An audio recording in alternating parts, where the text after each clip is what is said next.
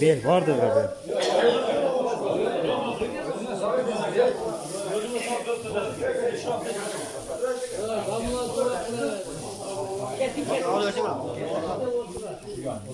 Dua kılıyorlar, mal toplattırıyorlar. Ki savaşlar mallarını. Amin. Amin. Amin.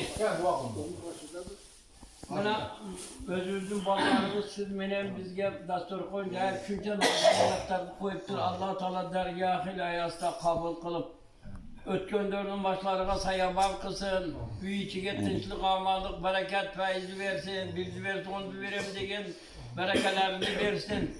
Yüzlü verem degen berekelerini versin.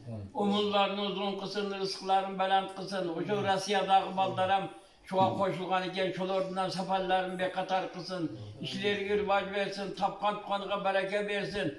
O niyetteki baldarından Allah Teala işleri gürbac, tapkan tukanıga bereke, sağlık, salamatlık versin.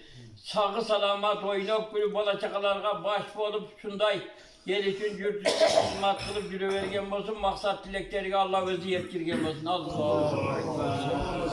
Allah razı olsun geldiğinizde. Rahmat. Size maşallah. Kağıt taksiler oluversin bize. Oğlunuzda oğlum var.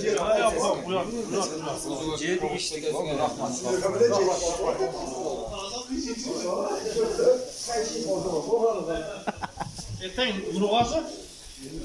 Ya Bismillah. Berekatullah.